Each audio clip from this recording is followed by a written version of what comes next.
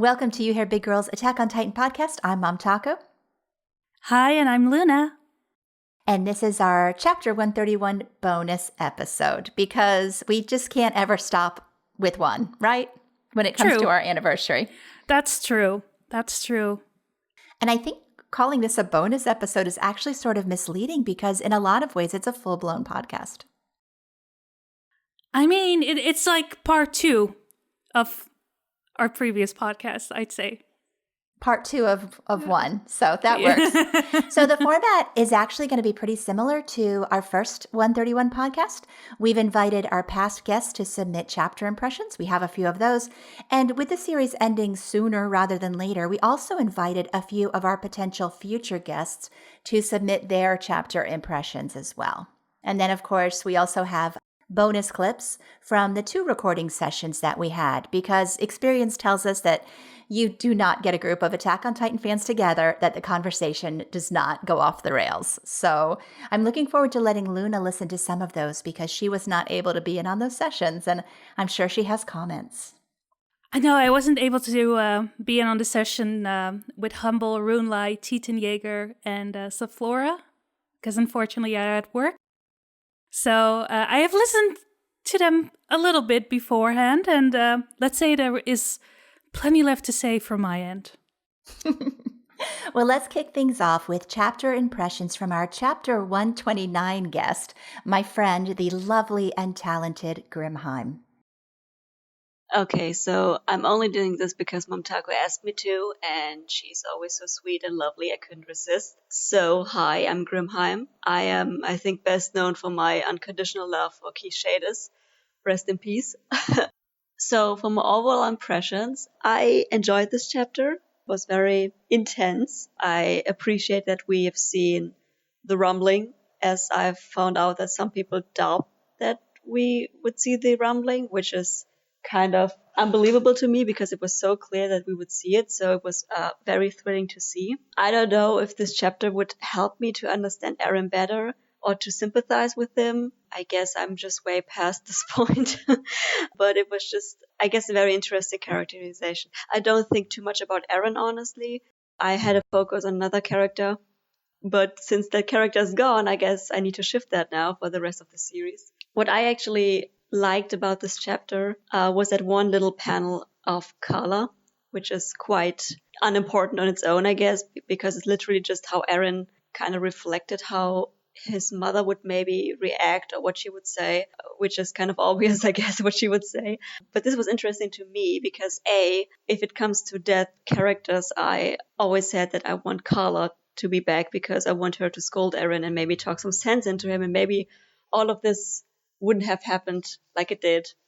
But more so, what I really liked about it is because it made me think of Shadis' last moments. I mean, I guess at this point, everything reminds me of Shadis, so that's nothing too unusual, but that we never had Shadis' thoughts about Eren or the Jaeger family in general, even though these people had so much impact in his life, and that we never saw his last final thoughts about them or what he would think of himself now that he basically failed to protect Eren and whatnot. So I don't know, I kind of would like this panel kind of made me wish that we would have seen a little bit more of that. And now after a couple of months, I do kind of regret that Keith Shadis died like that, but that's for another time, I guess. For the artwork, because I cannot stop talking about the artwork. I don't know, maybe I'm wrong, but I feel that Isayama has, as of recently, really enjoyed making double spread pages. I don't know if we had so many double spread pages in the chapters before, but in like the latest chapters, like maybe the last 2 or 3 chapters, I'm not too sure, we had like so many amazing double spread pages of the rumbling and the environment and the landscape. And I love them, and I'm so glad that he involved all of them because they all look freaking amazing and very impactful. The artwork looks very good, very clean. So from an artistic standpoint that I can give, I think it's amazing. And I guess final thoughts would be regarding Feskun or Ramsey or whatever. I didn't even know who Feskun is or was. I guess that's him, right? That's Ramsey. I'm not if that's wrong, then, well, whatever. But yeah, That was a gruesome death panel when we saw these two bodies squished flat on the ground after the Titan stomped on him. That was gruesome. Yeah, looking forward to the next couple of chapters, and thank you for having the patience with me here, and thank you for having me on the podcast again. I love Grimm. I love how she said, like, I'm only doing this for Momtaku. Of course, and she called me sweet and lovely. So I love Grimm even without those words, because she's just such just a burst of sunshine. And I'm also glad we asked her because she brought up Carla, and I don't think anybody else did. True. She called it an insignificant moment. You know, I would love to think that it wasn't. You know, Eren remembering his mom, what would she think? It was powerful but brief. But I kind of agree with her that of all the dead characters to come back who might make a change, Carla's the one I would most like to smack Eren. So,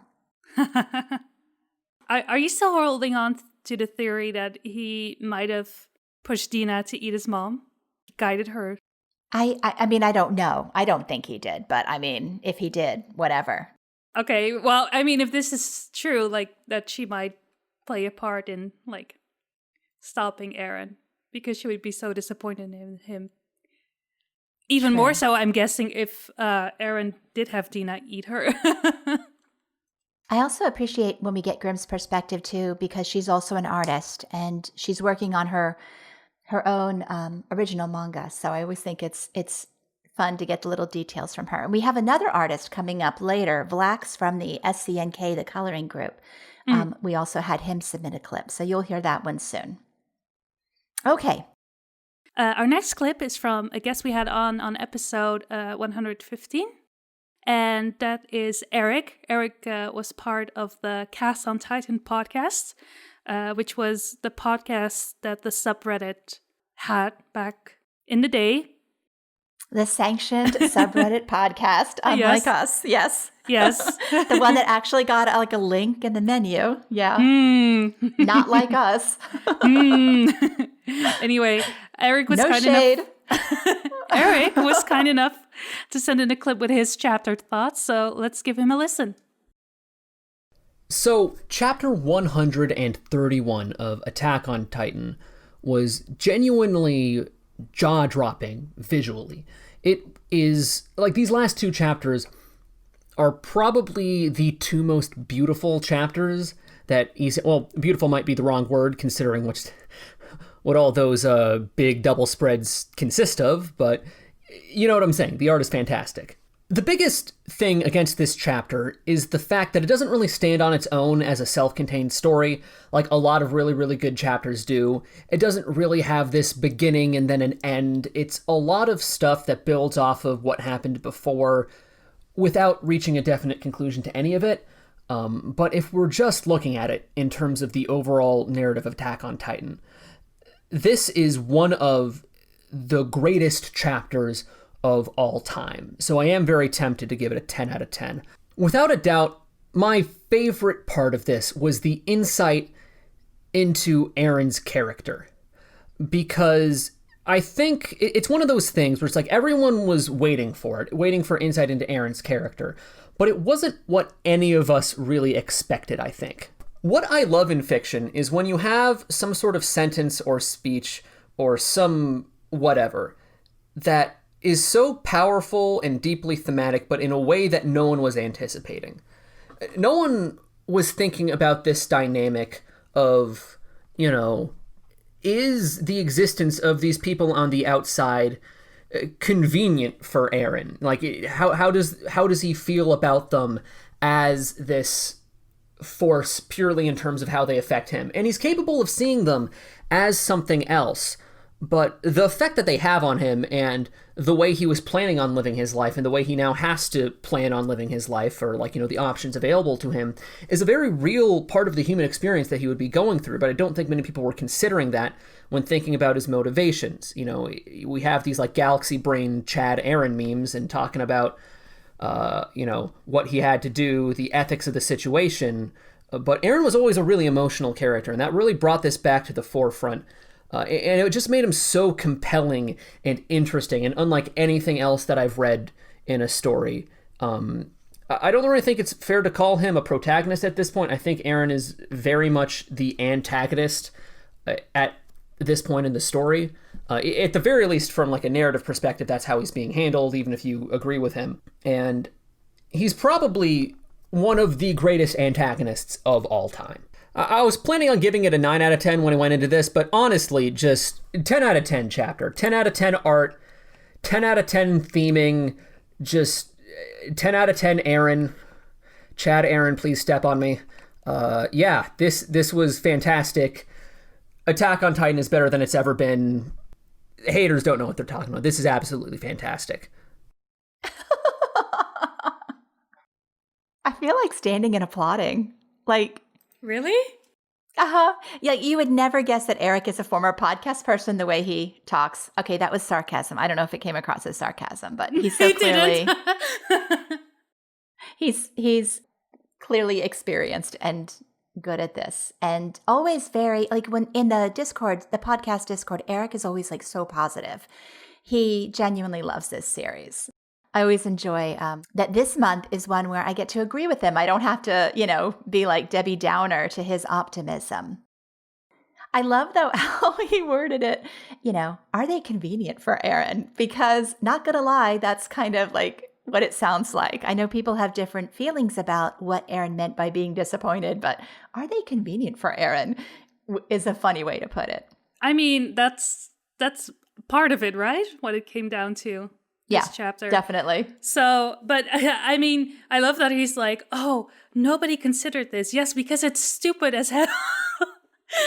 It is. Come on. Like, of all the motivations to have, like saying, oh, I don't like that there's people in the world outside of these walls. The entire world was meant for me and my friends to explore. Come on. I have an interesting, I got an Anon on Tumblr. Who suggested, you probably haven't read my blog, so you have no idea what this is about, but they suggested that when Eren said he was disappointed at the existence of people outside the walls, what he meant was that he was disappointed to find that there were good people outside the walls because he'd built everyone up to being monsters. And knowing what he had to do, knowing the course he was going to take, the existence of good people disappointed him in the sense that, it devastated him, that he was going to have to kill them too. So there is a very... No, I didn't get that from this chapter. This chapter was like saying he wanted to obtain that freedom.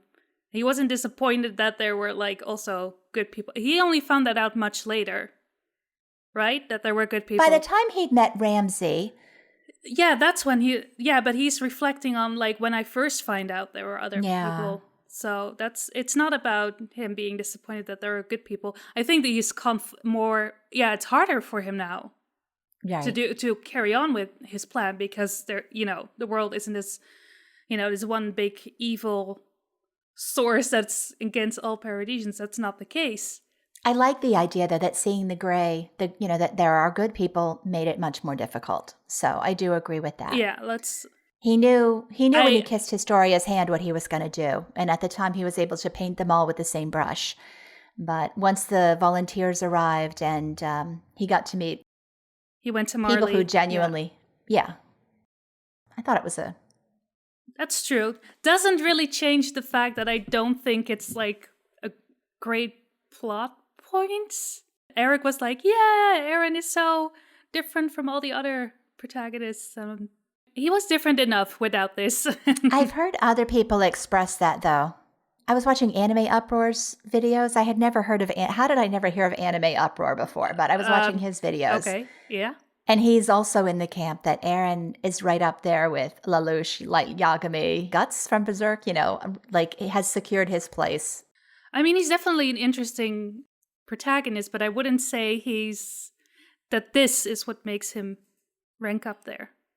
Also, Eren is still the protagonist who is doing bad things. Like Yagami is the protagonist who is doing bad things. So I would say his main antagonist might still be Reiner. It's just about like who has the most focus in the story and who is working against them. It's not about good or evil. protagonist or antagonist. And I know that's going to come up later as well, so I'm saying it now. Antagonist is not the same as villain. There. Our next clip is from my friend Sica, who I know from Twitter. She's a regular listener who sometimes live streams her comments as she's listening to the podcast, which I always really enjoy. And I most definitely wanted to get her opinions on Chapter 131. So let's listen to Sica. Hey ladies, it's Sica. Real quick before I jump into my chapter thoughts, I just want to say thank y'all for reaching out to me and requesting my thoughts on the chapter. So here's my take on it. I'll start with my rating. I'll give it like a 6.5. Wasn't all that impressed with this chapter, to be honest.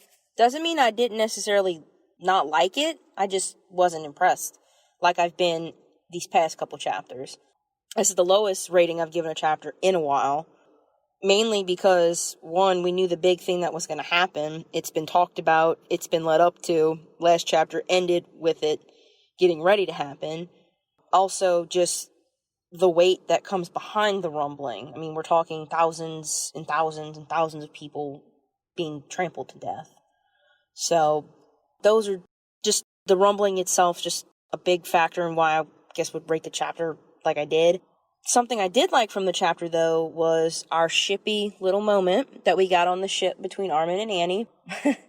I'm a pretty big Annie fan, so I pretty much drink up any content I can get of her, but particularly enjoying the fact that we got some type of emotion out of her, so that was nice. I feel like, you know, who knows if they're gonna survive this battle that they're going to, so it was nice to see a little soft moment between the two of them.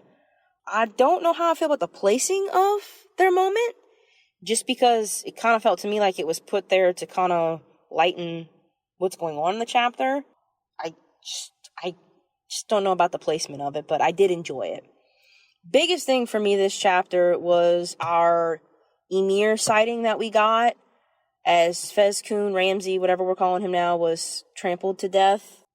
I am a firm believer, like most, I'm sure, that Yams just doesn't slip a panel in for fun. So the fact that he made us see her means that hopefully she's about to come back into the picture again.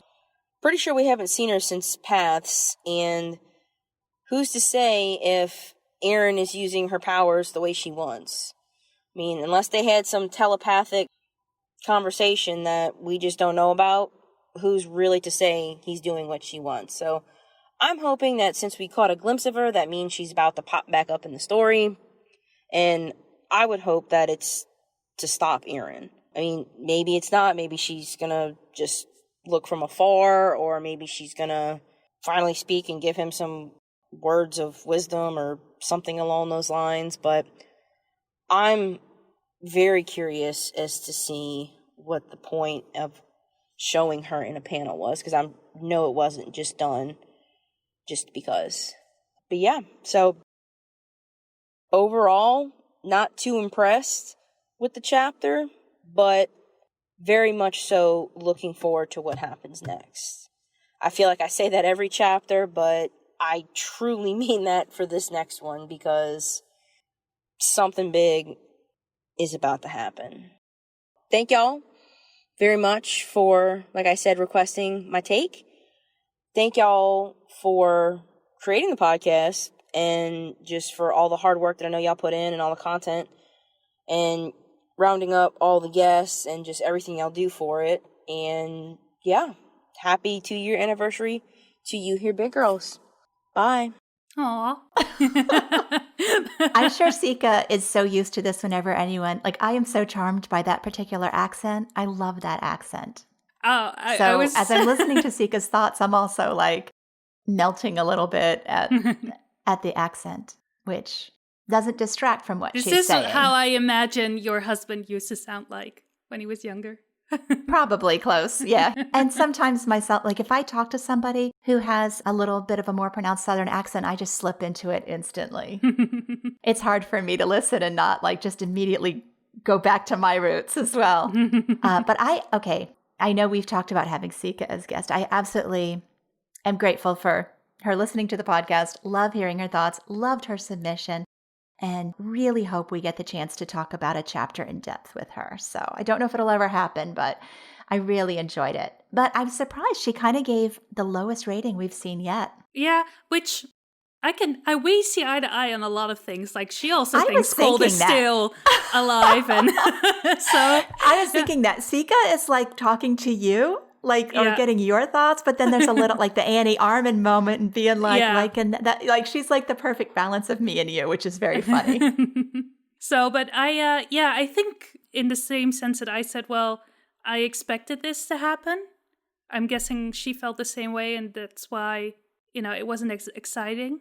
Hence the low rating for the chapter. I don't think she thought it was a bad chapter, so. No.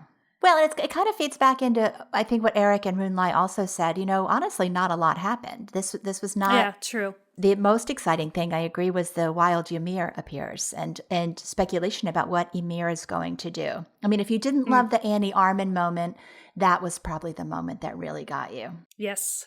Well, thank you so much, Sica, for humoring me and putting up with me coming into your Twitter inbox and asking that you do this. I really enjoyed listening to your thoughts about the chapter. Yes, and so did I.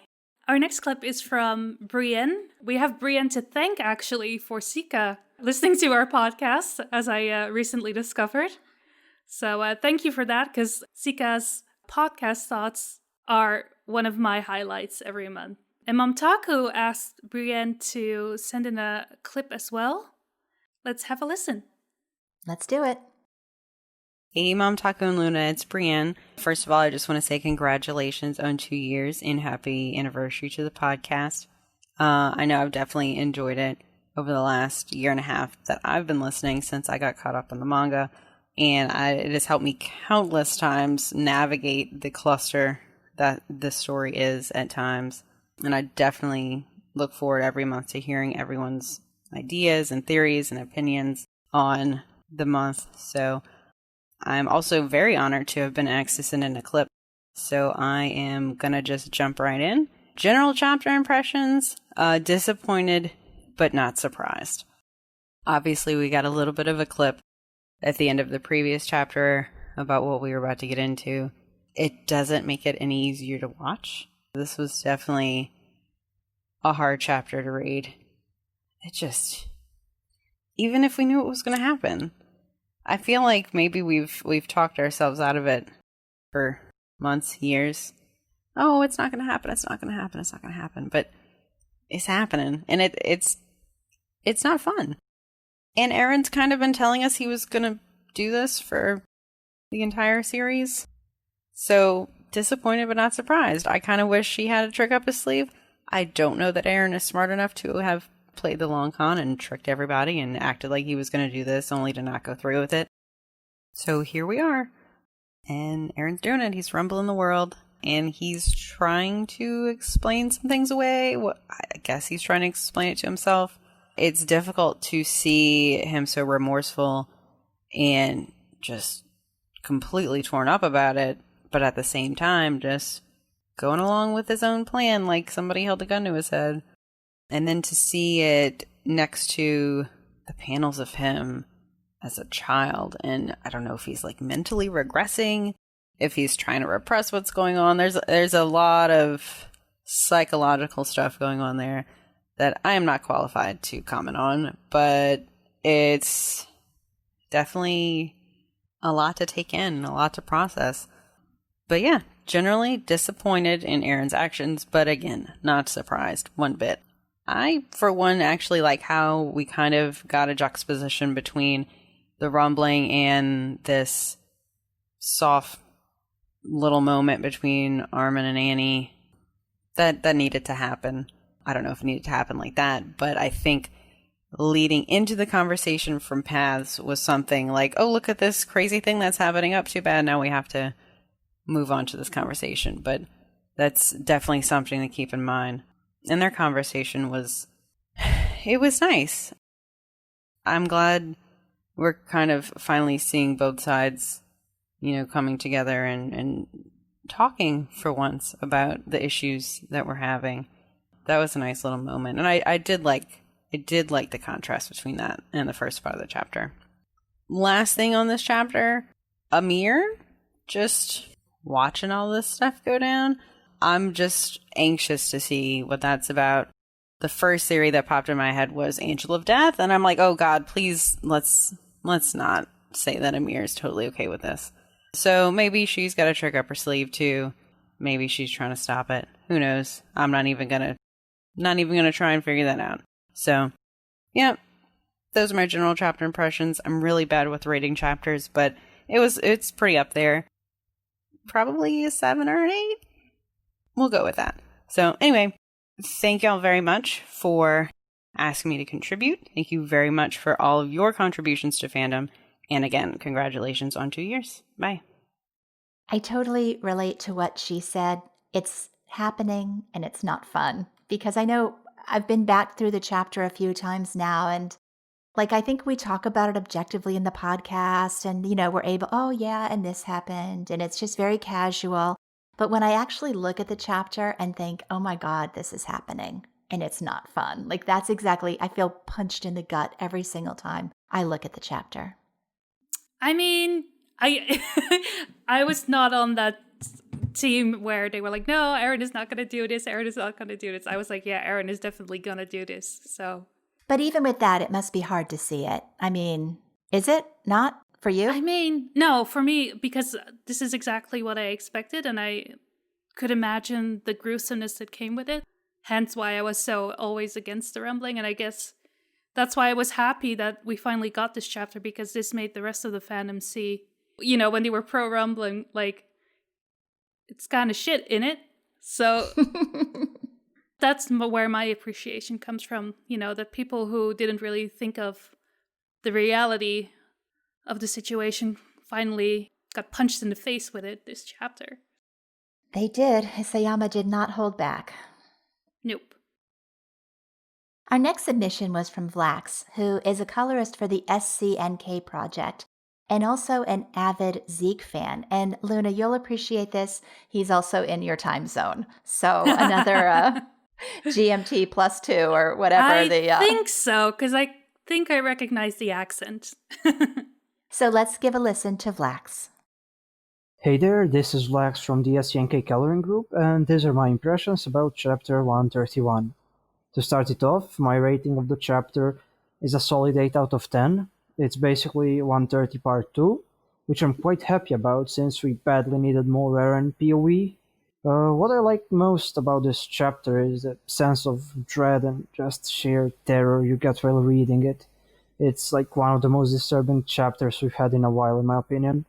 It had moments like Eren crying because of his guilt, Ramsey and Khalil's struggle to not die, Innocence being crushed by the Colossals, and the pages where Kid Eren is basically reveling in the destruction caused by the rumbling. It's all very disturbing stuff.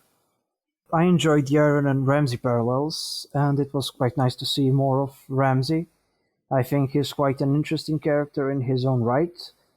And yeah, another parallel, a big one, which was brought up once again, is Reiner Eren, and I think we finally know exactly what Eren was talking about in the basement during the festival, during their little talk there. Eren was constantly talking how he's the same as Reiner, in the sense that they both had no other choice than to do this. Basically, Reiner had no other choice than to break the walls. Eren had no other choice than to destroy the whole world. But Reiner refutes him by saying that he had a choice. It was never about his environment or history or anything like that. He just wanted to become a hero who everyone would respect. And the walls fell that day because Reiner wanted that to happen. To which Eren responds by smiling and saying they're basically the same. Which would lead me to believe that the rambling is happening because it's what Eren wanted to happen. And this pretty much only gets more and more confirmed during this chapter. He was disappointed when he learned about the outside world being inhabited by humanity. He wanted all of it to be wiped away. It's basically, as he said in this chapter, he's doing it to save Eldia, but it's also more than that. He wants to be the freest person in the world. And for him, true freedom is, as we saw in this chapter, the outside world he imagined in Armin's book, but free of humanity. So basically, the rambling is, in my opinion, happening mostly due to Eren's shortcoming as a person and in part to the history that LD and Marley share. But yeah, other than that, I'm pretty happy that we finally know what's the site that Eren mentioned in 121 when it's basically the rumbling. But yeah, this chapter, the ending of the chapter was quite cool. Armin and then interacting was something a lot of people wanted ever since 125, and I'm happy we finally got something out of it, Something which I found quite interesting was the bird page right at the end of the chapter. Is Eren actually the bird? Who knows? Anyways, I'm hoping that we get some more Historia and the return of Zeke in the next chapter. I really enjoyed Vlax's comments. There was a lot there that I agreed with. Same. And me too, Flax, me too. I also want to see Zeke and Historia again. I want to know what's up. I want to mention that 131 Colored, the SCNK's chapter 131, is available, and we'll link to that in the description of the YouTube video. And Vlax, I think, I know he did one of the panels of Eren and Ramsay. He might have actually, I should probably check this before I say it, but I think he might have done the one where Eren apologizes to Ramsay. Oh. And it's beautiful. It's absolutely beautiful. The whole chapter looks amazing. But I've said this before, but seeing those panels colored just hurts that much more. And I want to just give general kudos to the entire SCNK team, as always, for being able to stomach what they see and coloring it. I don't know how they did it. I mean, the panel of Ramsay getting crushed, I don't remember which artist did that one, but it couldn't have been easy. I mean, it's a panel that's been going around, so it's at least very much appreciated within the fandom. I can't wait to see the rest of their work for the upcoming chapters, especially now that Isayama's art has been, improving and he's doing these full 2-page spreads. They can go wild with those, I'm guessing. And now that his art is getting cleaner, I'd be curious to find out if it's getting easier for them or if it's actually making it more challenging. You got better stuff coming in, which means the impetus is on making even better stuff than they've been doing coming out of it. So True. It would be interesting to find out from Vlax about that. Same.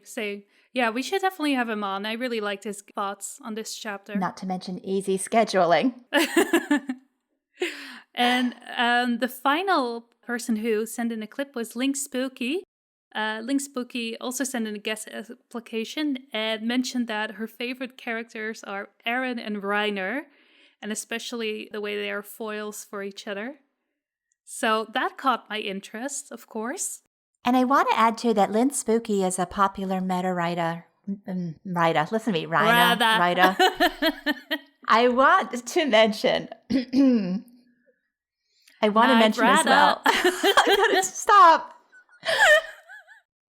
I want to mention as well that Linkspooky is a popular meta writer on Tumblr. And their blog has just a lot going on. If you enjoy their comments here, I definitely urge you to check it out.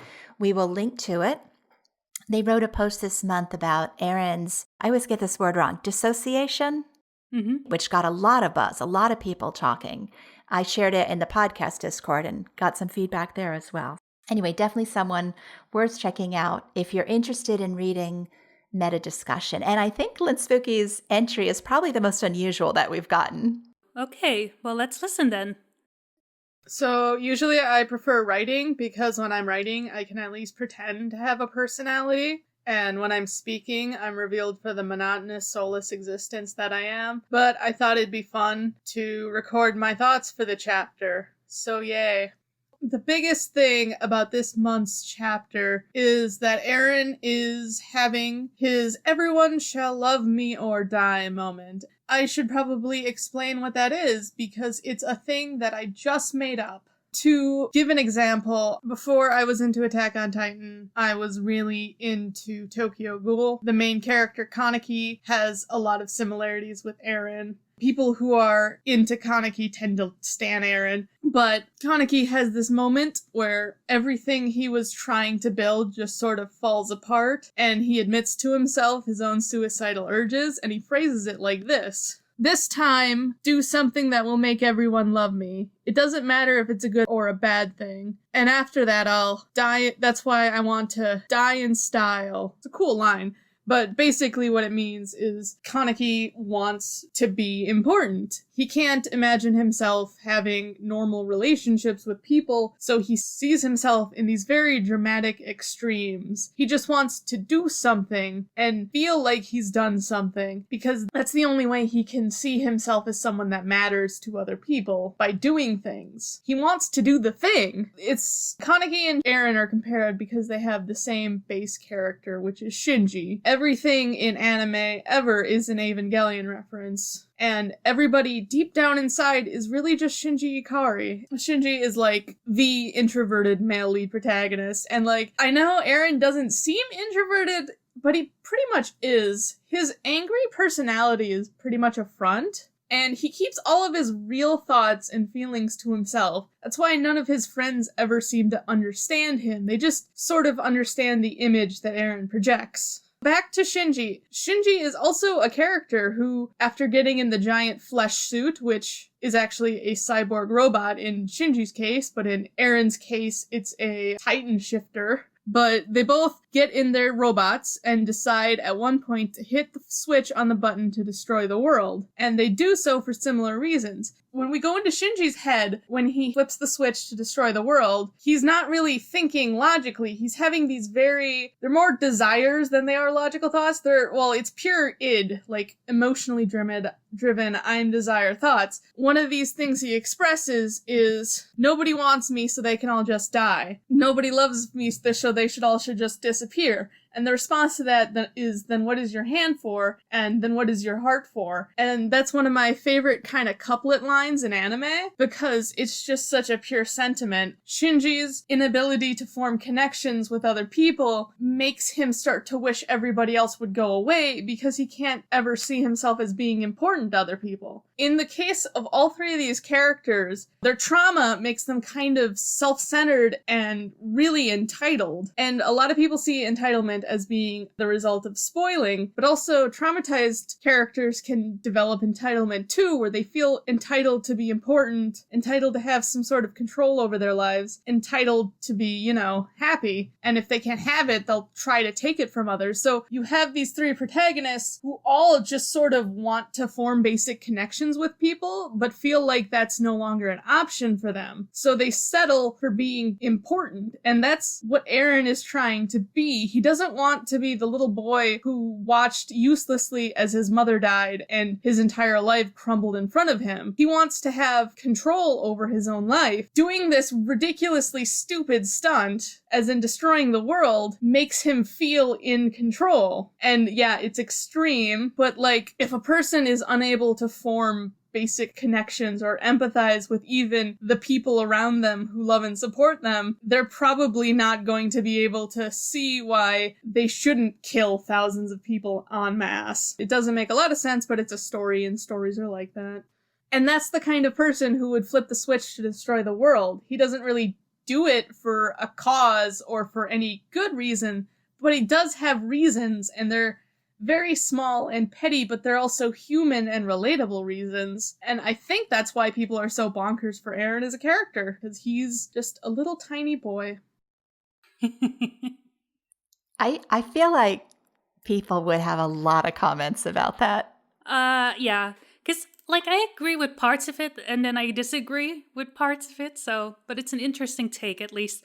Also, spoiler alert for Tokyo Ghoul and Evangelion, if you haven't seen those. I everything is an Evangelion reference. I almost agree with that. I mean, I think I had heard Eren and Shinji compared before, but maybe not that way. But yeah, I feel like if we get to have Linkspooky as guests, there's going to be quite a few angry rage listeners. Luna, I was just thinking, a lot of our guests don't like Eren. I think maybe we were 50-50 here. That's not true. No, that's not true. Stop slandering our guests. I mean, we keep having Jaegerists on and people who are pro Eren and pro what he's doing, but As I'm listening to these submissions, like we haven't had one person going like, yay, Eren. Well, yeah, he's genociding everyone. This is not this chapter to go, yay, Eren. Come on. I know, but we might get anyone. some yay, Eren chapters, but this is not the one. Okay, well, let me put it this way. If you're listening to this podcast right now and you're frustrated by the views of our chapter impression guests, then just stay tuned because Humble is in the next half and all of the Eren supporters are in the next half. And, there's definitely a lot more conversation about Eren's motives that's entirely different from some of what we've heard. That I will say is true. Yes. Well, do you think do you agree with like Eren wants to have control? I don't. Yeah. Do you? No, I don't think so either. I mean, like I can understand this saying of like, well, from trauma, he felt trapped inside these walls, and then the Titans came and were responsible for the death of his parents, and he just wants a world free of all that where he can do whatever he wants and discover whatever he wants and not be limited in any way like he used to be as a kid. So I do get that part of her explanation, but I don't think he wants to be important or wants to be in control of everything. And I also disagree with the fact that he cannot form bonds with people. I think he very much can. I actually agree with that. Really? That part, yep. Oh. Because I think about early on what we've learned. I don't remember if it was supplemental information or it's actually in the manga at this point, but that Eren had no friends. Like he literally had Armin, because Armin was in the doctor's office all the time, and he had Mikasa because she came to live with them. But other than that, he was not able to form friendships. He was just too different from the other kids. And so I think... he found his people. So he wasn't friends with the kids because they were all fine with the way things were. And then Armin was the one who introduced him to the outside world. Mm-hmm. But Armin and Eren were also friends of convenience. They were two people thrust together. I think that must have been supplemental information because I'm sure it was a smart pass. If I find it, I will. I'm almost positive it was a smart pass story. But I tend to put some credence into those because they are blessed and they are given the official blessing. Okay. But I also let's say that's true. Let's go with let's just say for argument's sake that that's canon. Mm-hmm. Does it really matter all that much that, just because they spend a lot of time together, they became friends eventually? Does that make their friendship less real or less strong? It doesn't. But my point is that it does add, like, it takes a lot to become friends with Eren. Eren doesn't make friends easily. You pretty much have to be locked in a room with him to start to appreciate him. I mean, I look at Jean Kirstein. Like, he's another one who begrudgingly kind of likes him now, but it wasn't, there's nothing natural about a friendship with Eren. He's just too out there for anybody to truly appreciate. Oh, I think Eren made plenty of friends later on when he joined the recruits, the 104th. And I think, he bonded with Ramsey quite quickly. He bonded with Falco quite quickly. And then he tried to kill both of them. I mean, how can yeah, true. But I mean, he can have those bonds with people. And I think right now, post time skip, I do agree with Linkspooky that he is more introverted at this point. But it's also because I think he wants to push people away and he doesn't want to have those close bonds because it will just cause more pain.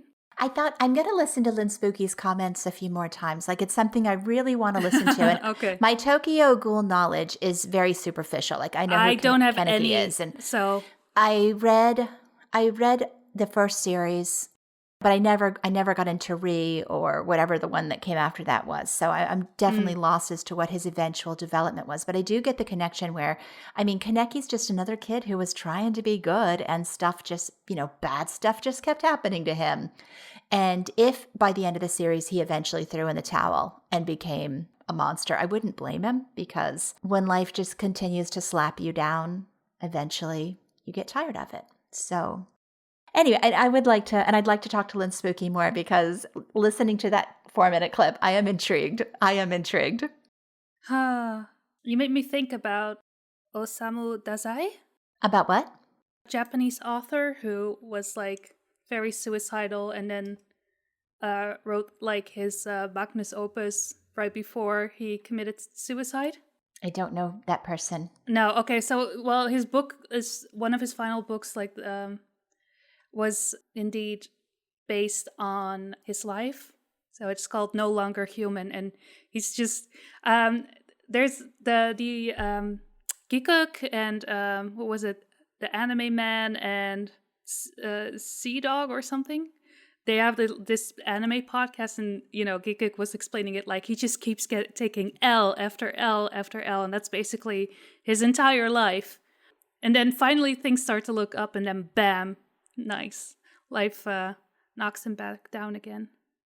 Yeah, I know how it ended in real life for the author. I haven't actually read the book yet, so I don't know how it ends, but it doesn't end well. That I do know. So I just want to bring this up because you were like, well, life keeps knocking them down. You were saying that, and you wouldn't blame them for turning into monsters, but it's like, well, there's also the opposite side, the other route they could take. But instead, they want to, like, exact vengeance on the world. Yeah, I mean, I guess there's two types, right? Those that give up and those that dig in. I don't know if we can say it's in those extremes, but I think in terms of, like, writing a story, those are probably the two more interesting routes to explore. Mm-hmm. All right. Next up are the outtakes from our very first recording session, which included Puppet, Leslie, Renan, and Neetaku.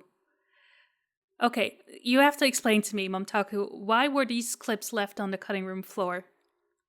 Well, because our podcast was already over 3 hours long. True. And enough is enough. But I still felt like the clips were worth sharing. And, when we have these conversations, it's kind of fun to share, what else went on. So in this first clip, I think it's important to know that, like, Puppet and Leslie support Eren unconditionally. They are both Team Eren on this. And I was just curious. I was wondering how they reconciled kind of that contradictory nature that we're seeing in the character now. So I asked them that question. Let's listen. Do you think any part of this is Eren being an unreliable narrator? I would say no. When I mentioned that Eren's thoughts are the new basement, that's because we hadn't had his inner thoughts in a long time. We just had to go by his outer actions, and so there was a lot of theory crafting interpretation that was very valid on what his end goals would be. Like, even like, you couldn't trust what he said out loud. Like, most of what he said in chapter 112 was a lie, we now know. But now that we are getting his inner monologue, like, most of his thoughts at the start of the chapter and Marley about killing them and being sad about it, that's inner monologue. And there's not much reason he would lie to himself in his own brain, unless you get into, like, a brain control theory, which I don't really support. What about you, Leslie? Did you? I think it's similar. I think it was either 122, the Ymir one, or I'm not quite sure the other one, but it was one where Eren was talking about something himself.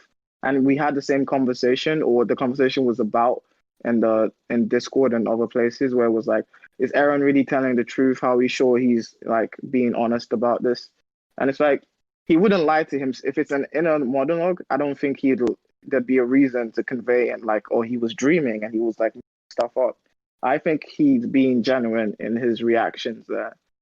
I just look at it from a different connotations, like his childish glee about his view on freedom, and as Puppet said, that being based on, like, his trauma, prior to that and all that. Like, he's traumatized, so his childish view of freedom, being trapped in those walls, he's using it and expressing it in all its violent forms that he has right now. So I feel like, yeah, he's being honest.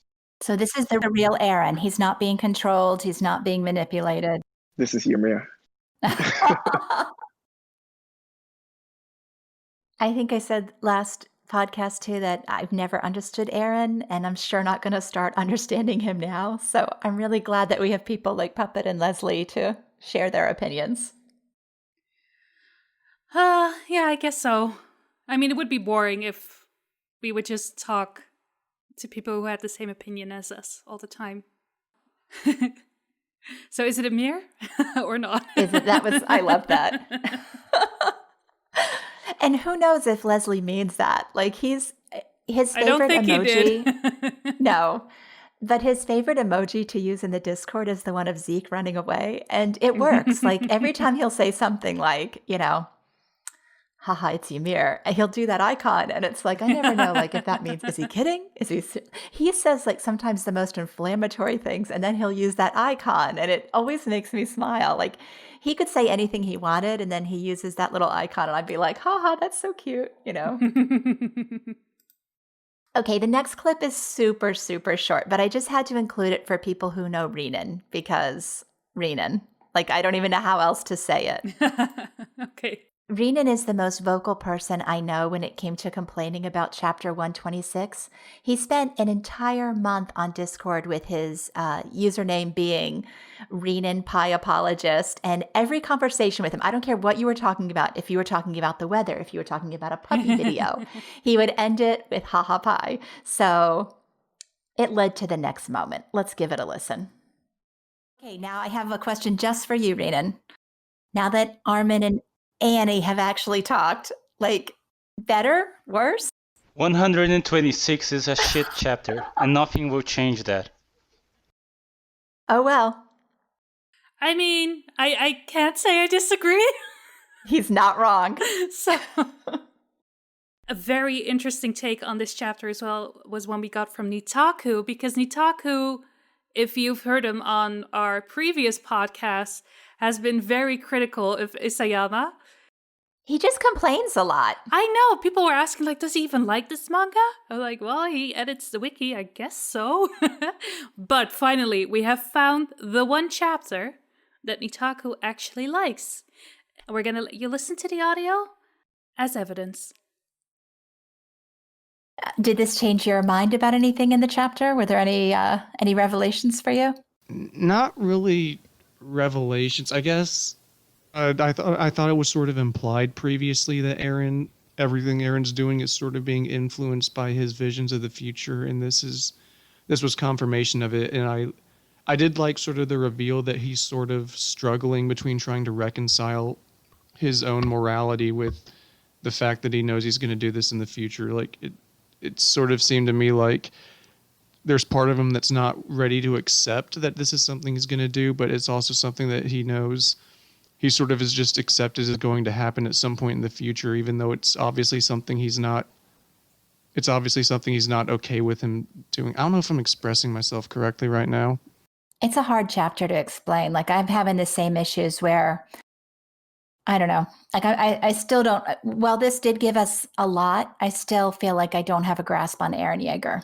Like, I was happy to see the emotions too, but I just, would the real Eren Jaeger please step forward? It's hard for me to kind of put all of them together into one person. I feel like it does sort of give you a bit of a grasp on him, but it's definitely like after I had sort of digested the chapter and I started thinking about it in context of everything we've seen from Eren, I'm really interested to see what sort of pushed him from feeling very guilty about everything he's doing to sort of where he's at now, or where he's sort of talking about the outside world like they're less than animals. I'm interested to see if there's something that got him to that point, or if that's sort of just something if it's sort of like something where he's trying to distance himself emotionally from the people outside, and he's trying to convince himself that they're all evil by sort of classifying them all together as sort of this one evil entity. Mm-hmm. So we've asked this of everyone else. Let me ask it of you. So scale of 1 to 10, how do you rank the chapter? This is pretty high. I'd say this is one of the better ones from the final arc. I'd say it's a strong, like 8 or 9 out of 10. Wow. More towards 8, I'd say. Okay, Mainly so this is the lowest one we've gotten so far. Everyone else has been 9 and 10, so. Oh, really? Uh-huh. Yeah, it's a really good one. Like, I'm not going to argue that. I really appreciate that we're actually getting to see a look into Eren's psyche now. We don't have to guess at what he's thinking anymore. My last question for you is, what debate on the Wiki Discord is this going to make it easier for you to win? I'm not sure. I haven't really been doing much debates about Eren since they all go sort of in circles at a certain point, so I sort of stay away from those. Okay, so this doesn't do anything to help you in the wiki world, the wiki debate world.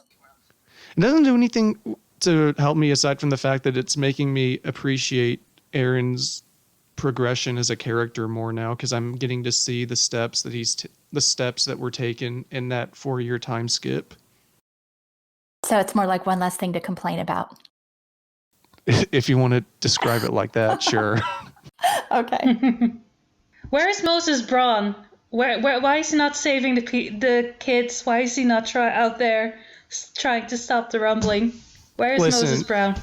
Listen, Moses knows that the people of the outside world need to appreciate their lives, so they need to see the rumbling happen for a bit. Then he will swoop in to save them. And they'll be like, "Oh man, we were this close to dying. We appreciate living all the more now." Like he is teaching them a lesson through this. Okay. Listen, it takes a lot of effort for him to part the Red Sea or whatever sea Eren crossed. I don't know. I don't know the geography of this fantasy fictional world thingy. Well, let's hope that he comes back along with Colt sometime before the end. And Freckled Ymir. You're dreaming if you think Isayama remembers Colt. All right. Was there anything else you want to say? Any rants or, the usual? Shaddis the Chaddis. That's about it. Okay. Well, thank you so much for joining us. Mm-hmm. Why does Neat make me laugh? I know during the recording session, I was so confused by Neat's initial comment about loving the chapter that I was worried that he'd been abducted by aliens. So it wasn't until you asked him the follow-up about Moses Braun that I was for sure that we had the real Neetaku talking to us. I was just so confused. It's so weird for him to go, yeah, this was a good chapter. I was just like, wait, what? What?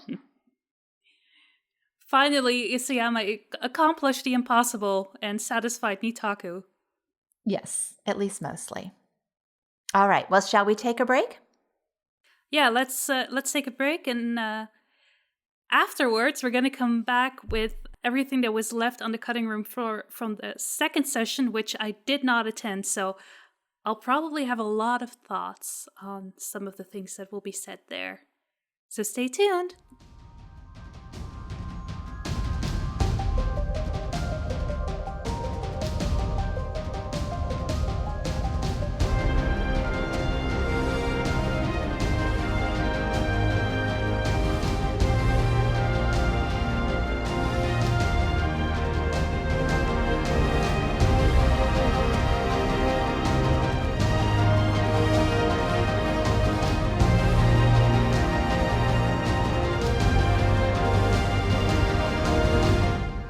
Welcome back. As mentioned, these are the clips from Session 2, which included, I would say, the Eren optimists that we've had as guests in the past. The Humble Servant, Teetan Jaeger, Safflora, and Rune Lai joined this group as well. Rune Lai is another of the wiki admins and somebody whose thoughts I desperately enjoy. As we said, you were not able to be a part of this one. And Humble was especially mourning that fact because I know you and he, when it comes to your ideas, are like oil and water. I think I might even have a clip of him wishing that you were there. But let's start with the first clip. Now, this one was after Rune Lai gave her chapter impressions. And Humble was curious whether or not Rune Lai thought that Armin might be able to use child Eren to stop adult Eren, and whether or not Armin and Paz would be important. So let's go ahead and give that a listen. Okay, so actually I had a comment about Eren being a child, but in the present. So me and Puppet were actually talking in voice chat the other day, and he had a really good theory that I liked. And he said that maybe Armin uses childhood Eren to stop big Eren. And of course, Renan was there, and he immediately pushed back. He was like, "What? How's Eren going to stop Eren?" And so the rationalization is that Eren, as a kid, hated seeing Titans kill other people, and if he would see that a big Eren is doing this, he wouldn't understand why he would be doing it, and so he would fight back against it. So I was just wondering your thoughts on what you think about maybe possibly Armin using child Eren to accomplish his goals of stopping Eren. I agree that childhood Eren would find adult Eren's actions reprehensible because Big Eren is being a bully. Big Eren is terrorizing people. Childhood Eren really, I mean, he would go after boys. He wasn't successful, but he hated boys because they were always picking on people like Armin. I don't know if Armin has the capacity to reach out to child Eren because if Armin could talk to the childhood Eren, he would, but I just don't know how that would be accomplished because Armin has not been shown to have any capacity to reach out into the paths himself. Yeah, the idea would be that once Armin is able to get into contact with Eren, or whenever the Alliance actually gets to Eren, they would be able to somehow communicate with them, whether it's Eren bringing them into Pat's realm or some sort of magic going on, because anything's possible with Pat's.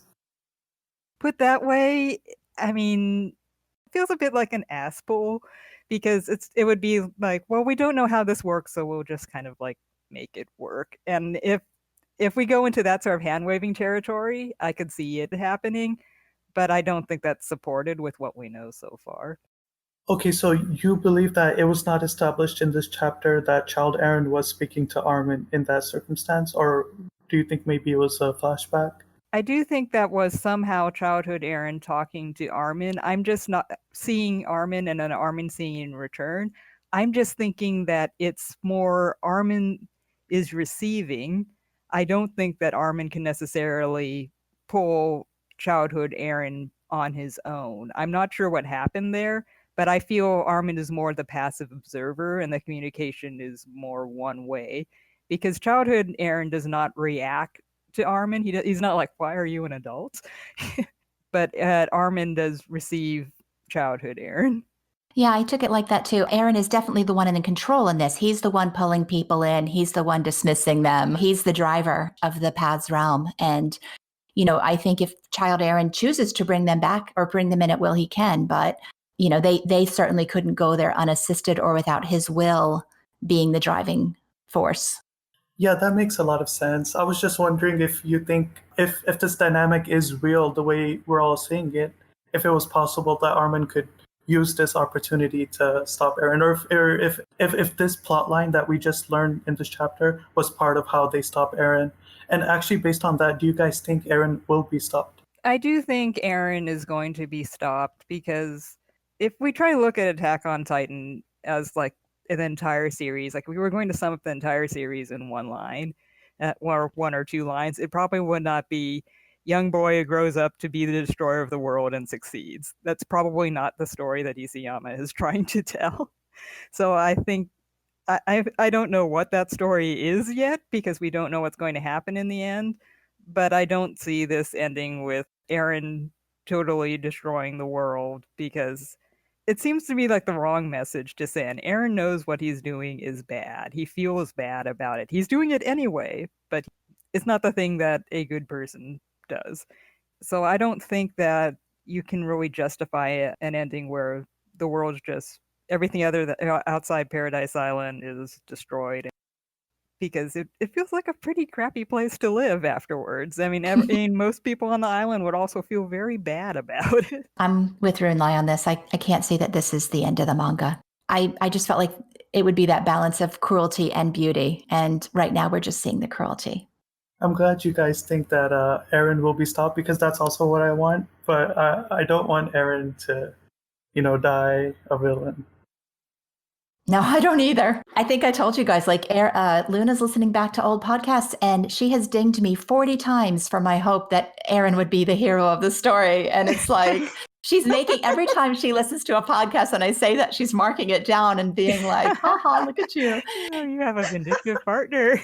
She had one moment in the chapter 117 podcast where she thought maybe Reiner and Eren would team up and work together. And yeah, that's her clown makeup episode apparently. But my clown makeup is on from like, we started in 107 all the way through last month. I can understand not wanting your favorite characters or good characters to die, but I feel like most of my favorite characters have died at this point, so I don't care anymore. I kind of accepted that they were going to die when we learned, like, oh yeah, when you become a shifter, you only have X number of years to live. And I was like, Okay, no one's getting a happy ending at this. All right, I'm ready now. That's pretty much true. I always love listening to Rune Lai talk about the series. I think, not only is she just incredibly smart, but I think that wiki nature, she bases most of what she says on what the manga says. This is how it's been presented. This is what we know so far. And she never really gets into that like really crazy, speculative part. She probably has speculative ideas, but she keeps it very much kind of a stricter view of the series. So I enjoyed what she had to say to Humble and how if this gets very hand wavy at this point, I mean, sure, Isayama can go there, but, kind of an ass pull at that point. I loved Humble's remark about saying, like, I don't want Eren to die a villain. I don't either. I still don't. I mean, there's no going back from this. No. He might not die as bad as he is now, but he's not gonna die a hero. That's one thing I'm sure about. No. I think we all know he can't die a hero at this point. Do we all know? Do we? I assume most of us know that he's not gonna die a hero. Well, you and I, yes, but yeah. I would say most of our guests too. Okay. That ship sailed for sure. Now it's more just, can he not die a monster, I think. True. In this next clip, Rune Lai actually questions Humble a little bit. Knowing that he's such a fan of Eren and knowing that he's very optimistic or would like to be optimistic, what kind of ending would be a good one for Eren? So let's listen to that. I think this chapter was really good for Eren fans because it sort of solidifies our perception of him, even though he realizes and we realize that what he's doing is the ultimate evil. Can I jump in with a question? Of course. I agree with Eren's reason for disappointment, and you said this chapter was very good for Eren fans. And you mentioned earlier that you were afraid you're afraid Eren is going to die, and you don't want him to. So, out of curiosity, what do you like for a good ending for Eren? One where you feel happy for him. What would that be?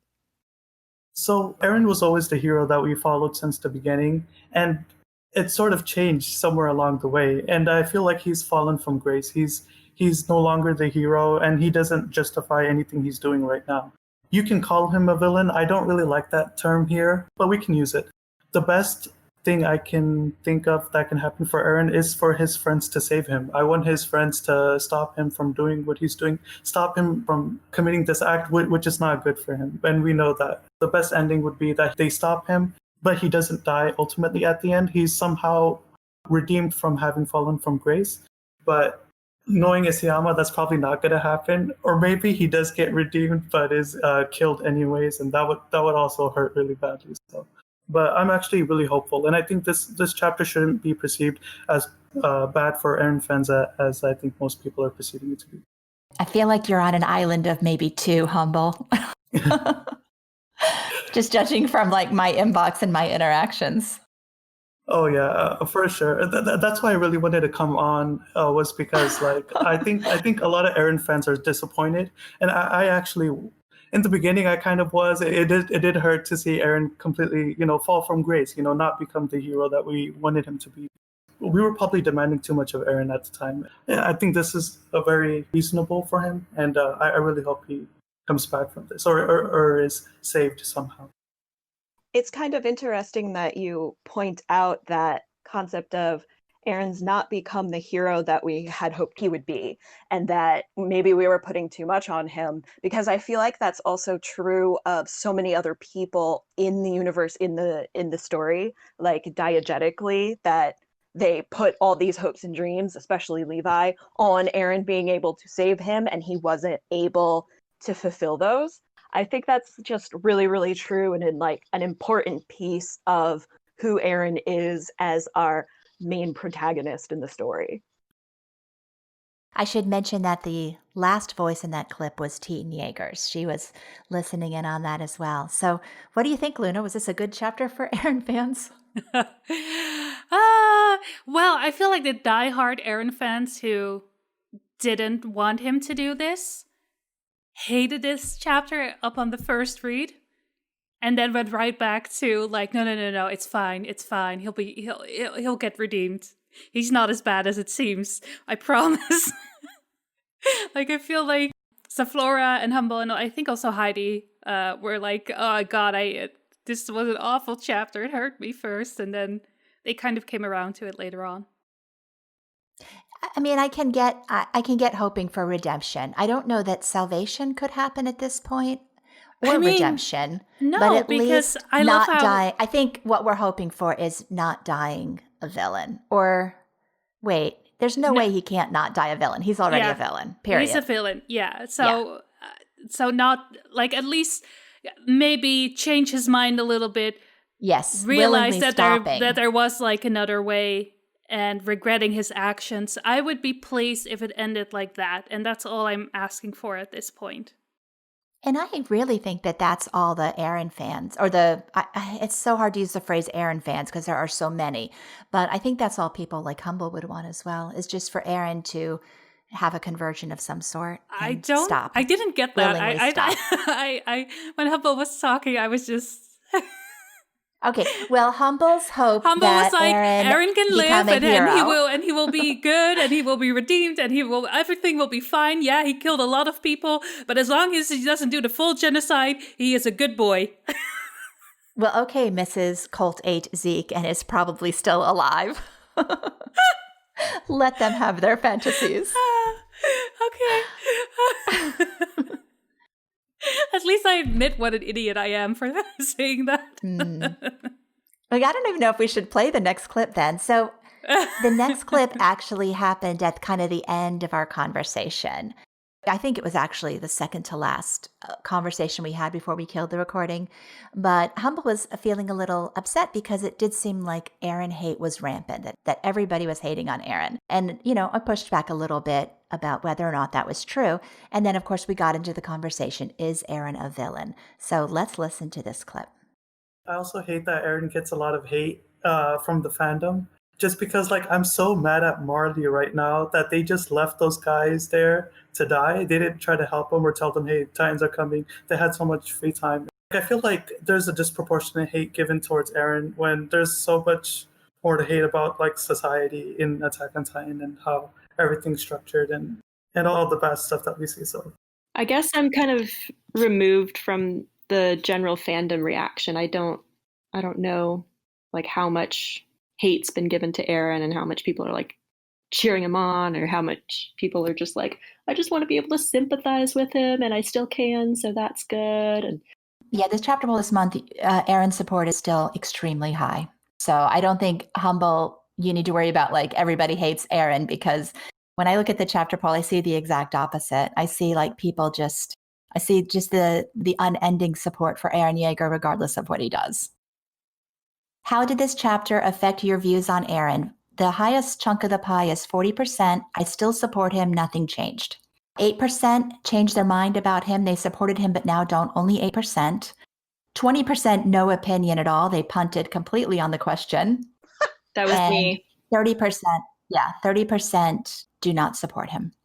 So, Humble, you're in the largest chunk of the pie there in your support of Eren. Yeah, and I think I'm hoping a lot of those people have similar views as me, as they support Eren. I think I did use that as my option as well. I support Eren. Eren knows what he's doing is the ultimate evil. He acknowledges that, and we're hoping Eren is safe from doing this to himself and others. So, yeah, we're hopeful. The one that really surprised me was, regardless if you feel positively or negatively about Eren, do you think he's being portrayed as a villain? 57% said no. Wow. They do not think he's being portrayed as a villain. Only 30% said yes.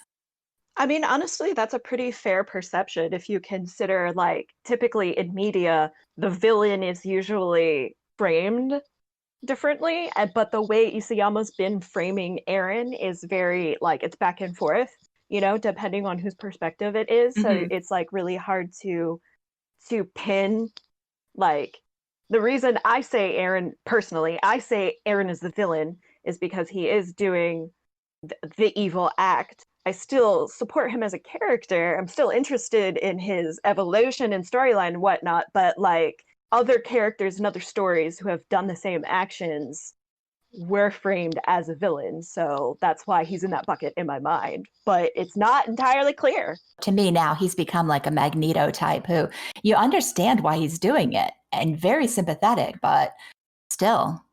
Yeah, like cool motive, still murder.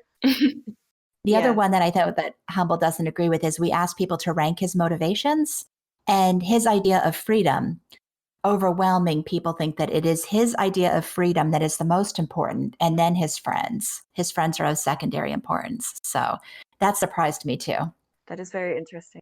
I think separating those concepts is actually very difficult. Just like I think ascribing a title as villain to Eren is also actually a very hard thing to justify. We asked, do you think he's being portrayed as one? Is he being portrayed as a villain at this point? Yes. Well, I think that's a pretty hard thing to supplement. Just because, okay. Well, heroes and villains are subjective, right? And so, like, of course, we think what Eren is doing is evil, but there's so much evil being perpetrated by a lot of other different actors and even competing actors. I think hero and villain are subjective terms, even in the Attack on Titan universe, in which it's hard to say, like, is Eren a villain to, let's say, Marley? Like, yeah, that's true, but Marley's evil, and so we don't like them either. And so, like, as ascribing hero and villain to, I think when you're asking the fandom that, it's like, well, I wouldn't say Eren is a villain. He's doing very evil actions, and I think there's a lot of universal understanding there, but it depends on how people perceive the question. I think his actions are being unequivocally portrayed as bad, but just the words hero and villain kind of have connotations of certain archetypes that he doesn't really fit either way. Maybe if we asked if he was being just portrayed as a antagonist or as maybe if we'd changed the words around a little bit, people would have swallowed antagonist or one of the other words more than they swallowed portrayed as a villain. Because I feel like he is being portrayed, whether he is or not remains to be seen, but certainly the portrayal is. Bottom line is the fandom is still hugely, hugely sympathetic of and supportive of Eren. So I don't think anyone who's worried that everybody hates him, I think everybody's disappointed. That's what I got from the poll this month. People are horrified and disappointed, but they're not ready to give up on him yet.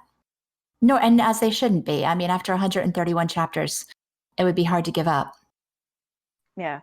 We've been with Eren a really long time, so it would be really, I think it would be a detriment, honestly, to the whole story if by the end Eren was just like, oh, he was a throwaway character this entire time. You're like, what? No, that's not right. So yeah. The very, very extreme ends of the fandom, those that think he's absolutely the hero, 15%, and those who hate him, 14%. So even the fringe fandom, there's still more people that consider him the goat versus the devil. So yeah, don't worry, Humble. Your guy is still loved. I'm glad. There was a lot to unpack there, I'm sure, Luna. Oh boy. It was indeed a shame that Humble and I weren't able to discuss this during the recording. Okay, where to begin? I love in the beginning that Humble said that he was mad at the Marleyans for not telling the refugees that the Colossus were coming.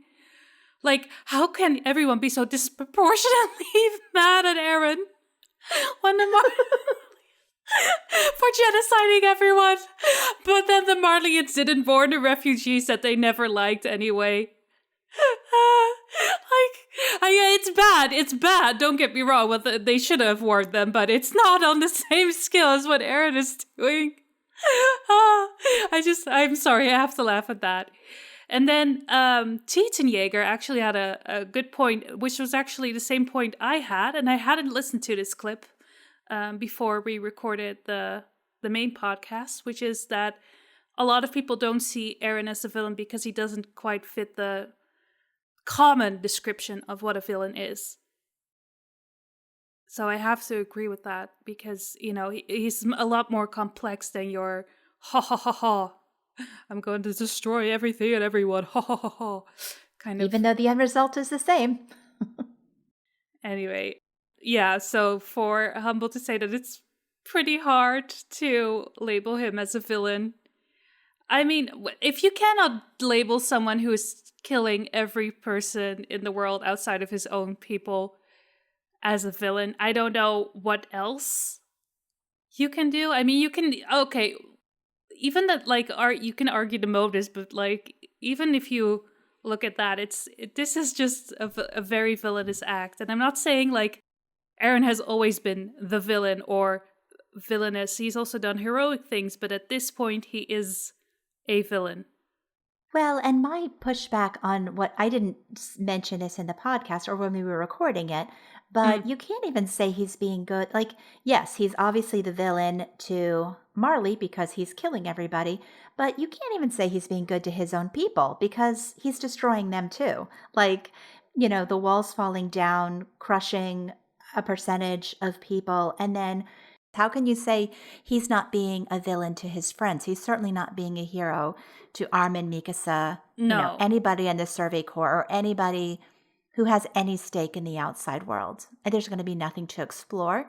There's going to be ecological damage. Like, I don't see how you can say he's being a hero to anybody. This isn't two sides. This isn't, he's being good for the people of Paradise. I'm not seeing that in the story. He's being bad to everybody. This is what I said when Eren was selfish, because he is, right? He is chasing freedom for himself, but only for himself. His version.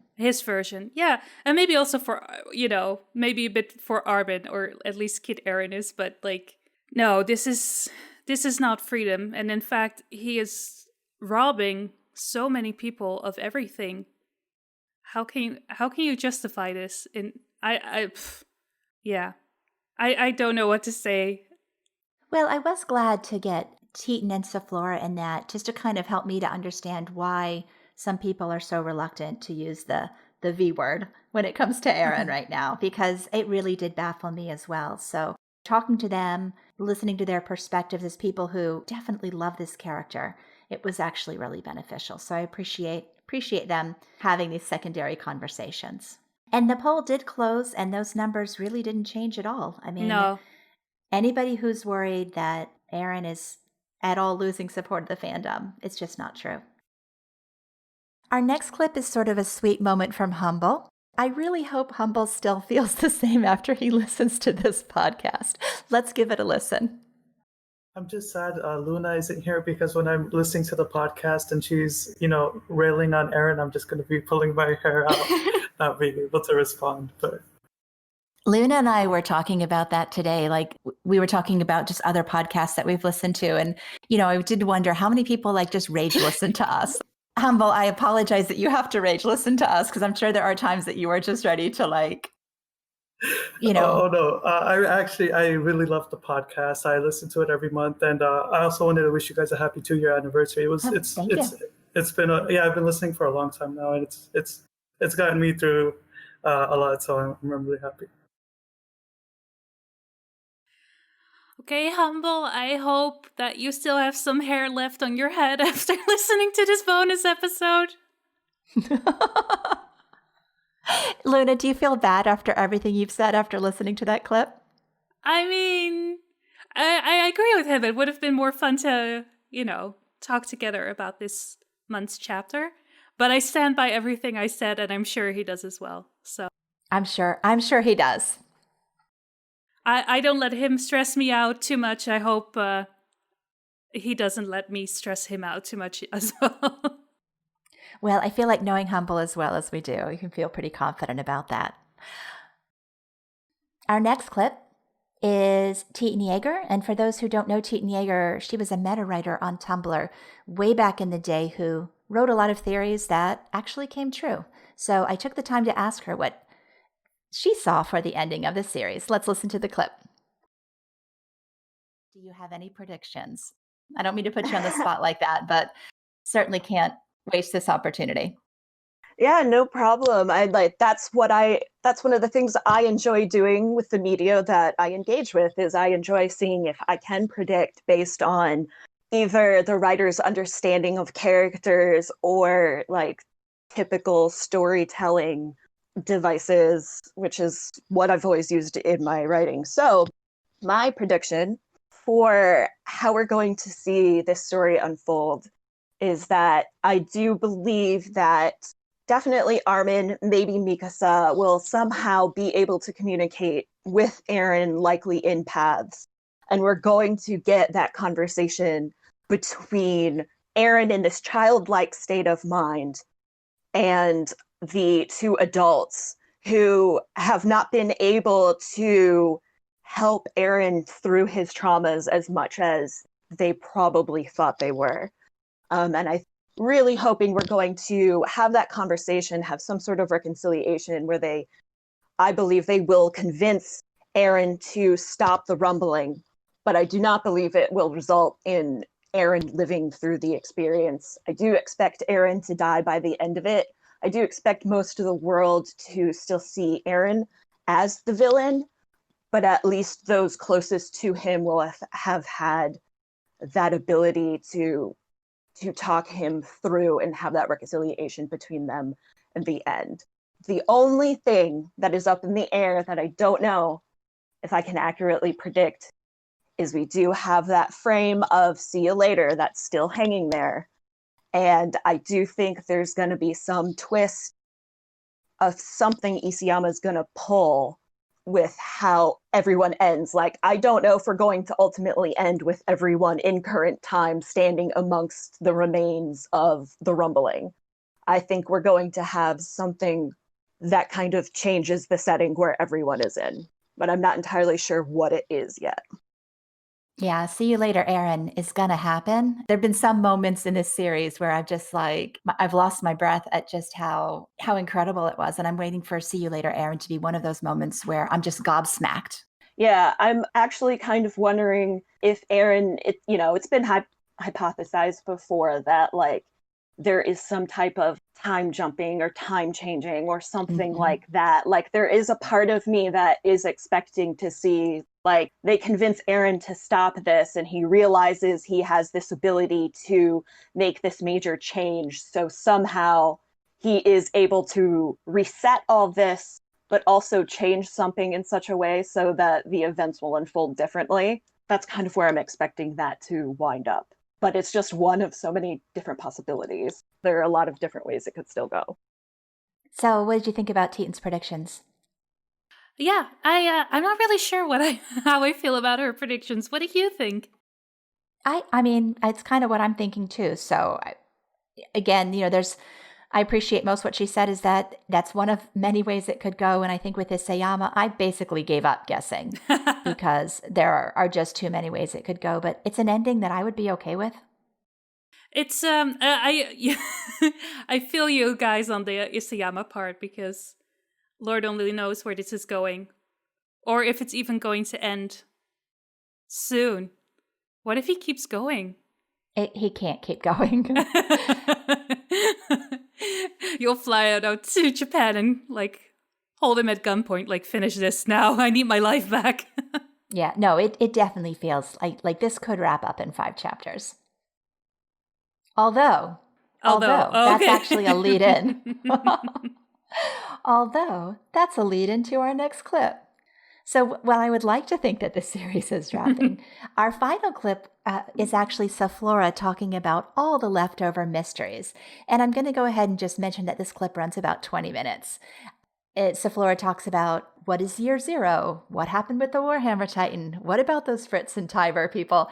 And it ended up being just a really interesting conversation about threads that are left to tie up. And I just thought it was worth including because I personally enjoyed listening to it. So we'll just leave you with this clip, and we're going to go ahead and end our involvement with the podcast now. We hope you enjoyed our Chapter 131 bonus episode and the conversation that follows. As always, thank you for offering your hearts and your ears. And until next month, bye-bye. Bye. And I also just want to take a minute to remind everyone of a few things that are still kind of mysterious, the questions that have not been resolved. And this is not an exhaustive list, but just still turning over in my mind, when are we going to get this, Yams? So first of all, we need to see the scene where Grisha gave the serum to Eren. He shows scenes from multiple different angles many different times, and this is one that we've seen a few different times. from a couple different angles, and I think we still have another angle to see it from. Eren kind of invited us to wonder about that in, I think it was chapter 121, right? Where he was talking to Zeke, like kind of taunting him with like, oh, you haven't even seen me, our old man, yet. I think we're supposed to be thinking about what really happened there. People are still wondering why Grisha decided to give him the serum, right? So there's something there. Still mysterious also, for what purpose did Ymir lead Eren to her, and why did Eren seem so confident that that is, in fact, what happened, that he was being led there by her? I'm the only one, apparently, who wonders about this, but what happened in year 0? I want to know that. Like, what are we dating year 845 from, if her message was from 2,000 years ago? Like, what's year 0? What was important there? But I don't think anybody else cares about that, so. And the Warhammer Titan still is so mysterious to me. Like, it seemed like Eren was intentionally going after the Warhammer Titan when he initiated the Liberio attack, even though he didn't know how its powers worked. So I want to know what the deal with that is, why he seemed intent on getting it, what happened to him when he ate it, because his eyes did a thing when he ate it. And kind of in that same vein, what's the deal with the Attack Titan, like as an entity? Like, how do Titans work? There's still more there. Mm-hmm. So I'm pleased there are still mysteries. I'm encouraged that we are going to get an interesting, if a painful, ending. I can accept that Eren is not going to be the hero of the story. I'm glad that he didn't try to offer justification for his actions. And I still think that it's more complicated than what we've been presented with. So that's my thoughts. So it sounds to me like you don't think this is going to wrap in 3 chapters. It's hard to see how it would, but Isayama has his plans, and if he can wrap it in 3 and give me everything I need to like have my questions answered, then I'm fine with that. I just don't see how it would be possible. If you're asking if he's going to finish it in 2020, doubtful. Maybe early 2021. I don't know. I'm not good at predicting that kind of thing. When you mention all the mysteries that are outstanding, it makes me wonder too. Yeah. Safflora, man, you pointed out like so many really good things that I'm like, yeah, what about that? Right? Like that's so really good. Like I have also wondered about like the Warhammer Titan. Eren obtaining the Warhammer Titan's powers seems like it was so throwaway. Right? So like, are we going to get more on that? Like, it would be a real shame to have this huge momentous moment and then like it was just a throwaway, which, you know, Isayama's done stuff like that before and it's disappointing, but I'm hoping, I agree with you. I want to know more about that. Yes, I'm so glad. It's hard for me as somebody who joined kind of late to notice where threads were dropped earlier and like what kind of things people were anticipating being built up more that just weren't. Can you give me like some examples of that? Ymir? Not OG, but the one that Krista/Astoria knew. I know a lot of people were really expecting more out of her character and for her to come back in a later arc, and then she died off camera. So to me, that's one of the earlier things where people were expecting more and nothing more happened. I am still expecting more. So just to say, that is the moment where a thread was dropped.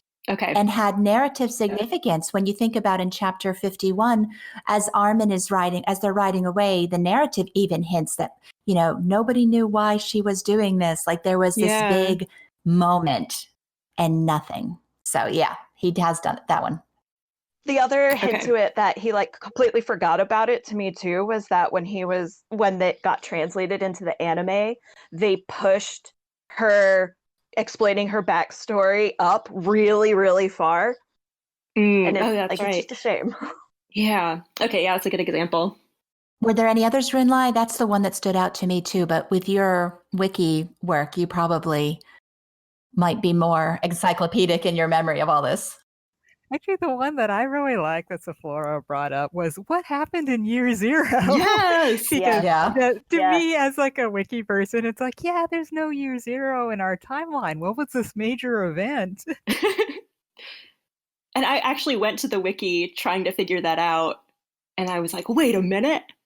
there's a big gap here. What's going on? So thank Yeah, there you is for no your year zero. very valuable work. Oh, thank you. The thing is, Isayama's has done a lot of world building. We've seen like he's got this elaborate backstory, other countries. He's like what actually happened versus what people believe happened or what they think happened. Mm-hmm. But for some strange reason, there is no year zero. We don't know what this calendar is established on. Yeah, what was the big world-changing Jesus moment or whatever? What's the current era? Yeah, I had originally wondered if like the year zero was like the year OG Emer like got the Titan powers. But it hasn't been really explicitly said yet, so it is still kind of up in the air. We have to you 2,000 years ago, and then 834. And yeah, there's like, hello. Yep. I hate to ruin the moment a little bit, but like usually year zero is probably when they started recording data and years. And so like BCE, before the Common Era, when they start recording dates properly, they go that would be year zero, and they would go forward from that. And then anything in the past is like BCE, before the Common Era, before they start recording, and it would just be past events. It would mostly be deal with how they kept track with recording history. And I don't think it has to be something significant. It doesn't have to be, but that's kind of how it works in our world. And so it made me think that might be how it worked in this world as well. Right. Otherwise, Isayama just picked an arbitrary 834 to start the story, which, okay, maybe. Yeah. He could have picked an arbitrary number because it's like, okay, this sounds like a good date, but it's just, as a writer, I mean, I could see picking the number and then maybe later in the course of world building, adding a reason later on, but it doesn't seem like he ever did. Mm-hmm. Especially when 2,000 years is also stated as something important. I mean, if he wasn't going to make it a big deal, then it shouldn't be 834. It should be 2000 or 1998 or, some number that correlates more to the other big number in the story. Maybe that's another thing that gets dropped or was never important in the first place. Does anybody have thoughts on the Warhammer Titan, since we were talking about that a little bit? I mean, other than the disappointment that it seems to have dropped off, I kind of wanted, this is like further back, I mean, not just like why Eren got the Warhammer Titan, but I just kind of expected the Warhammer Titan to be more of a character before disappearing. Mm-hmm.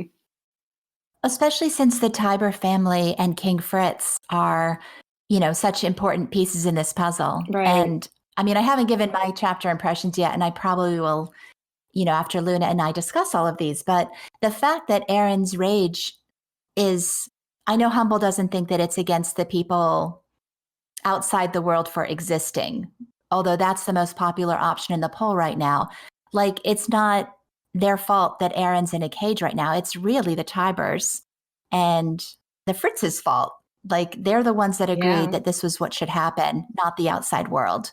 And the outside world benefited from that for sure, that they were, suddenly given power that maybe they didn't deserve or had not earned, because the Eldians in charge at the moment thought that their own race was too terrible to continue without restraint. So I'm also like, okay, Willie Tiber's family, his ancestors, Lady Tiber's family, they're the ones that made this decision. They're the ones that helped to orchestrate it, along with King Fritz. Right. As we're speaking about this, that strikes me as like another drop plot thread. Willie had a plan. Like he baited Eren into going after him. So this was obviously something he intended to happen. But we don't know what the end result it was that Willie wanted to happen. Did he expect that his sister would get eaten? And if so, why? Yeah, there's a lot there that could have happened.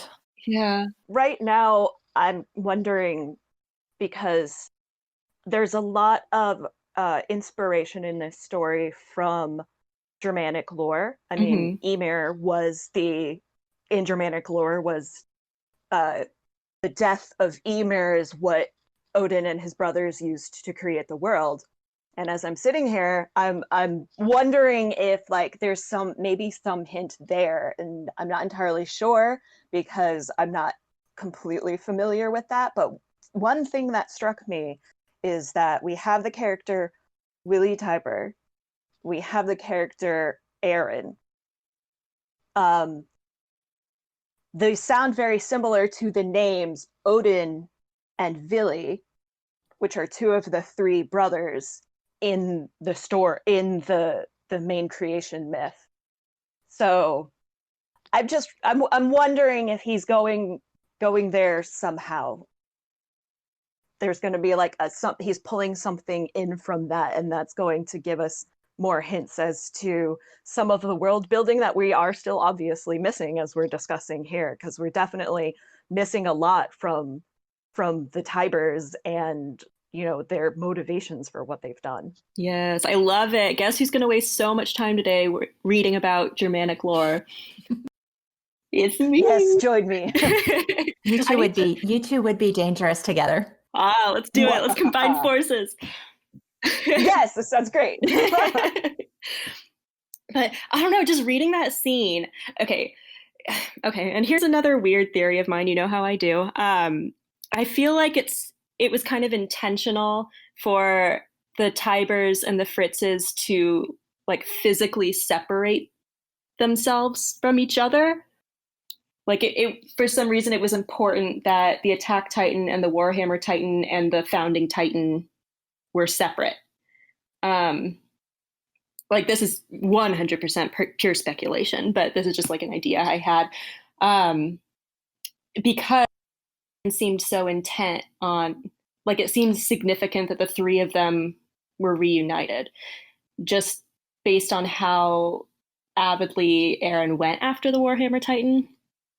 And like I didn't catch this the first few times that I read that chapter, like with the Liberio attack, but it's weird that he popped out and ate Willie. Like he doesn't do that to people. He doesn't eat people, but he ate him as if he was assuming that he contained the Warhammer Titan and that was his goal. And we know because later in that battle, like he's figuring out, oh, so the Warhammer Titan has this like control pod that's separate. Oh, and it can make weapons. Like he didn't know how it worked, but he was going after it anyway. So it must have been for a different reason other than like the hardening or like creating weapons or the distance thing.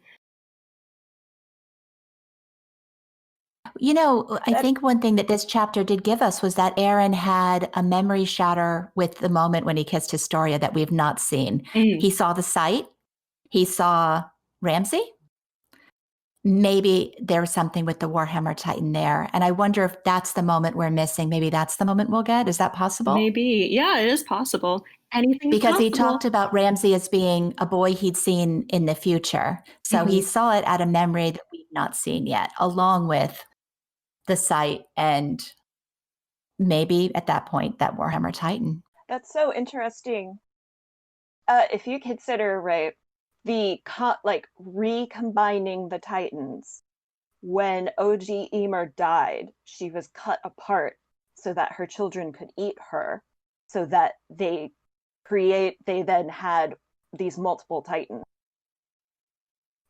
What if some piece of the puzzle is putting that all back together? Exactly. Because that also fits in the original Germanic myth. When Ymir died, Ymir was torn apart by Odin, Vili, and Ve to create the earth and the hills and the heavens and the seas.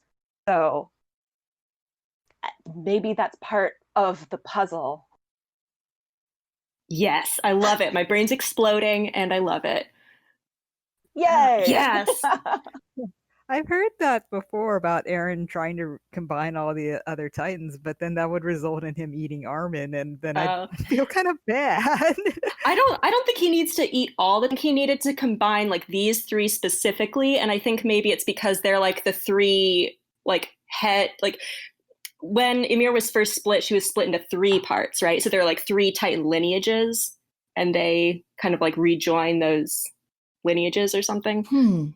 Yeah, I think there is something there. I think there may be, because like the concept of threes is like a continuing theme in Attack on Titan, right? You have the Shiganshina trio, we've had the veteran trio, like there's always The three trios, walls, things coming. right? The three daughters. The three yeah. walls. You know, the theory that he had to eat all the Titans never made sense to me because there's been too many times he could have eaten Reiner or, you know, he didn't seem like those were the targets. So I like the idea that it was these three specific Titan powers that were needed to be rejoined. So I think there's more credit to that, more merit to that than, you know, him trying to eat all of them. Eren didn't actually try to eat the Warhammer Titan initially. Like he told Mikasa to like attack, and she tried to kill him. They thought that it was dead, and they were happy with that. But then it was still alive, and they were like just trying to fight it off. And eventually, it led to him eating it. But I don't know if he initially planned to have eaten it. You know, I think he was fine with just killing the Warhammer. Gotcha. Yeah, now that you bring that up, yeah, I remember that they were trying to kill it first. It wasn't originally a capture. Okay. I just wonder why he went for Willie and like ate him. It's better to eat than not. You know, he did talk to Hanji about how getting that power was significant and mentioned it to them. I wonder if that was just maybe to frighten Hanji into, you know, I have this extra power now, you can't control me, or if it was, I have this extra power now, this was my plan. Like I didn't get either of those vibes, or that's not true. I couldn't tell which way that conversation was going. Yeah, when the Warhammer Titan first appeared, Eren just beat it up and tried to kill it, and then out of nowhere the spike comes out, and then he tells Mikasa to kill it. So I think it's hard to say one way or the other, but I don't think it was necessary for him to eat it. It just kind of happened.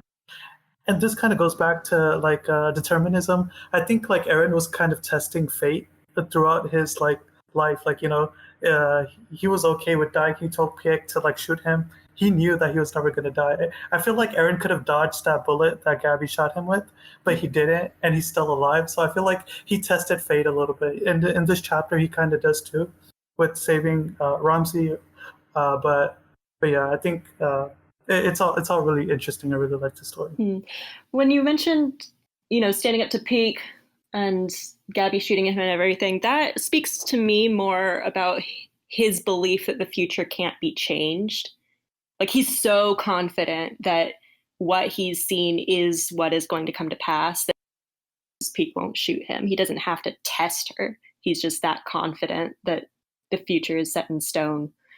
Yeah, I think he did try testing earlier, but later on, like by the time he's confronting Piek on the fort, he is already decided that the future can't be changed. But when he does save Ramsey, he has this comment about how the future doesn't change, and he seems kind of like when he brings Ramsey back to the refugee camp, he says the future doesn't change, and it sounded like he was kind of disappointed to me.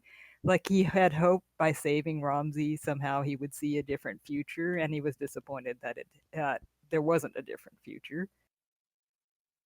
That's a good point.